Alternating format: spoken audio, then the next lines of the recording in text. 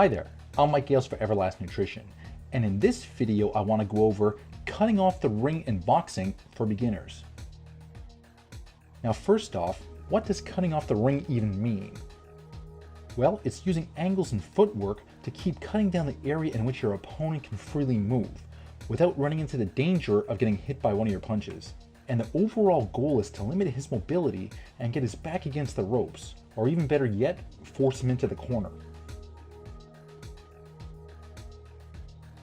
So why would you even want to do this? Well, if you're fighting a taller fighter, or a fighter with fast feet, they're going to want to use up all of the square footage of that ring to make themselves a more elusive target. And I'm sure by now that you've noticed that a boxing ring is an enclosure. And as a shorter guy, I want to use the confines of that ring to my advantage.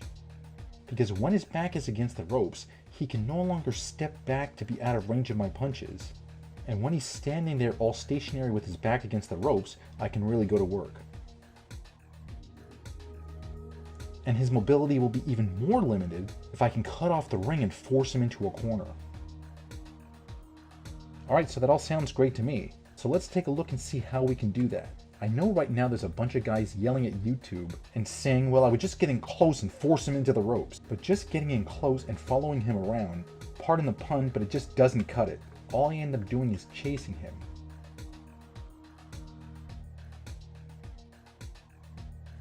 And even if I simply try to anticipate his movements like this, he still ends up jabbing my face off. So, step 1. You're first going to take control of the center of the ring. Now before I show you how to do that, this is a reminder of what not to do. Look at me here, I'm all over the place just following him around, which is not going to be very effective. So instead of that, what I'm going to do is try and control the center of the ring by using a simple pivot.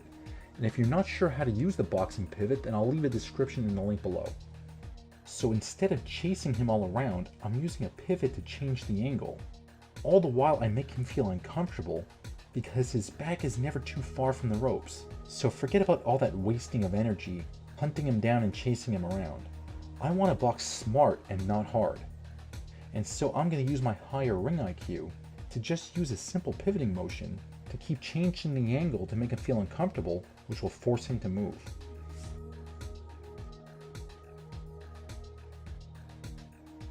The next step is that I'm going to cautiously, and let me emphasize cautiously, back him up. I'm going to keep my guard up and jab step in. And now if he doesn't move back, hooray for me, I'm going to hit him. But chances are he's going to want to keep his distance and he will take a step back.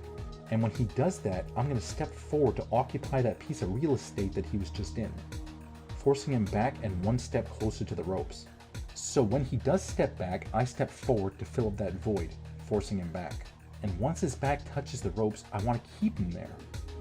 And so when he moves, I move, just like this. When he moves, I move, just like this. Sorry, but you get the point. Long story short, cautiously back him up by pressing forward and taking up the space where he was as he backs up.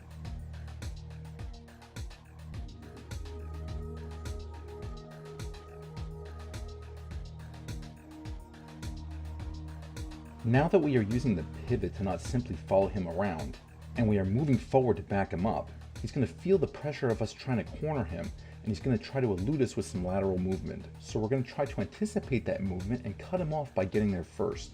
So here when I see him trying to escape to his left, I anticipate that, I get there first and I throw a punch to keep him in check.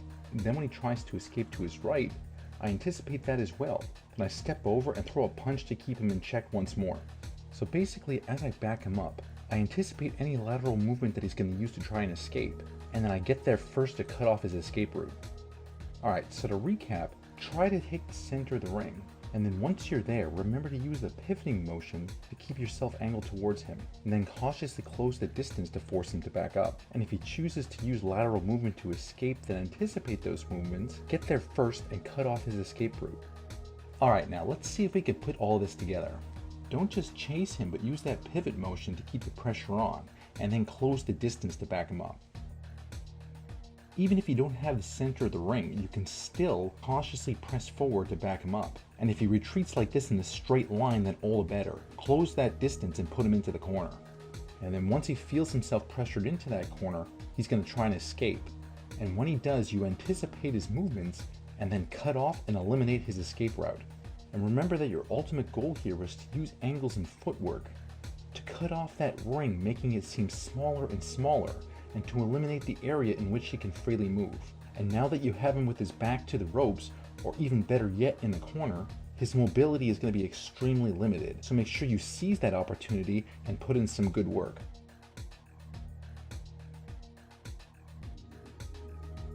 This has been Mike Gales for Everlast Nutrition, and if you like these videos, then please click below to like or subscribe, as we're constantly posting up great tips and new ideas that are going to get you into the absolute greatest shape possible.